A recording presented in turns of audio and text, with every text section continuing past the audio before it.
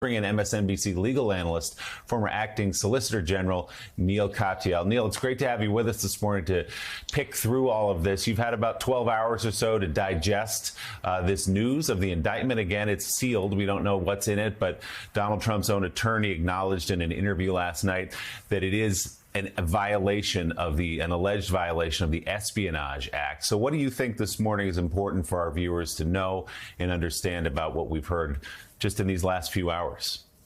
So I think the most important headline here is just what these charges say and what they're about, because they're not just an important step to protect our national security. They're also critical to vindicating the whole idea of the rule of law in America. You know, when I was National Security Advisor at the Justice Department, I handled this kind of classified information. I certainly saw examples of people who mishandled it. Those people get indicted every day of every week. So I think this indictment really just makes clear no person, not even a former president, can brazenly disregard the law without consequence. And I love your caution, which is, you know, we're just reading based on the publicly available information thus far. To me, that suggests charges had to be brought. I didn't think there was a kind of alternative for the Justice Department since really the day his house was raided. And so, you know, it's not surprising to me. I guess Trump was surprised last night. That's kind of shocking to me, because I think anyone who's in this class has handled this classified information knows this is not the way to act. And if you act this way, you're going to face an indictment. So, Neal, NBC News has learned that the charges include a violation of the Espionage Act, conspiracy to obstruct, and making false statements. That's just what we know so far. There may be more, and we should learn on Tuesday if that is unsealed in Miami in that district court. Can you speak to how serious each of those could be for the former president?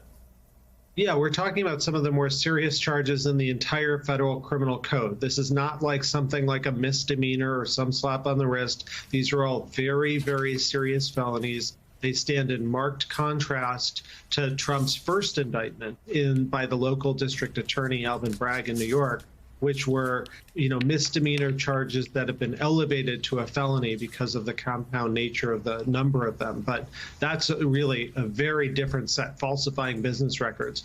Espionage Act is about as serious as it gets, and it doesn't mean espionage. It means mishandling very sensitive national defense information. And if you do that, your punishment is, you know, up to 10 years just under the Espionage Act alone. And these other charges all carry between 5 to 20 years of jail time. So Neal, I want your response. First of all, how will the prosecutors handle the things that he said, like, for instance, to Hannity, where he said, yeah, I can take the documents if I wanted to. And Hannity said, well, you would never do that. He goes, yeah, I could do that if I wanted to. And Hannity then tried to change the subject. And now, apparently, according to Paula Reed and Jeremy Herb, this just broke.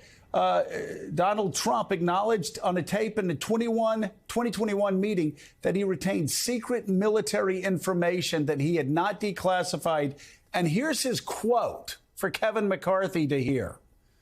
As president, I could have declassified it, but now I can't. Trump is heard saying on the tape, secret military information that he illegally took from the White House.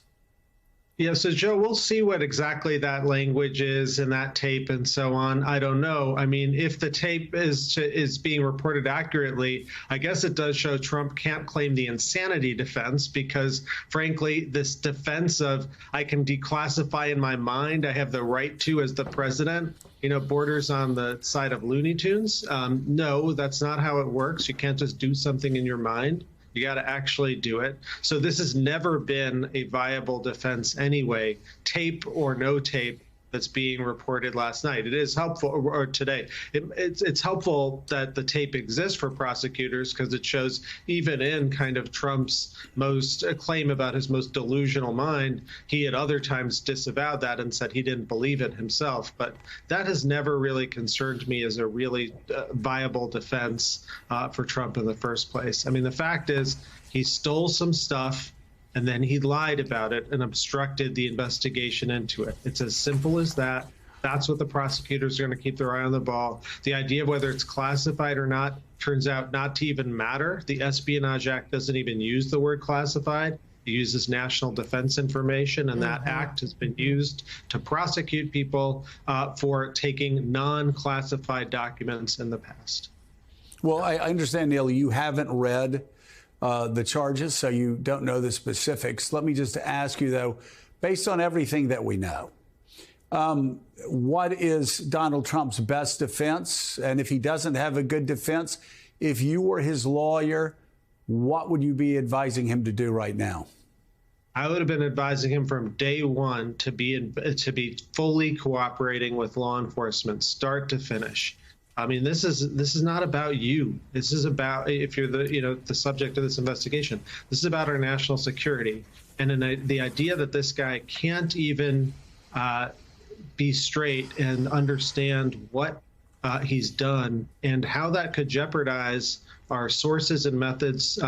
People are in the intelligence community may have given their lives for some of this. Some of this information may have been generated by our allies through the Five Eyes program or others. What kind of message would it have sent if the Justice Department just said, don't worry about it. You can take this information, lie about it. It's your right. Obstruct the investigation. Of course not. The whole way the system works is, look, people make mistakes. Vice President Pence evidently has a document. Biden has a document, or some documents. No, not on the scale of Trumpian, 100+ documents, but it looks like they've had some. The difference is they owned up to it right away and said, look, we made a mistake. Please investigate, and so on. Get to the bottom of this. Trump has done the reverse. Prosecutors can't tolerate a group of people or a individual who acts that way. Former Acting Solicitor General Neil Katyal, thank you very much for your insight this morning and join the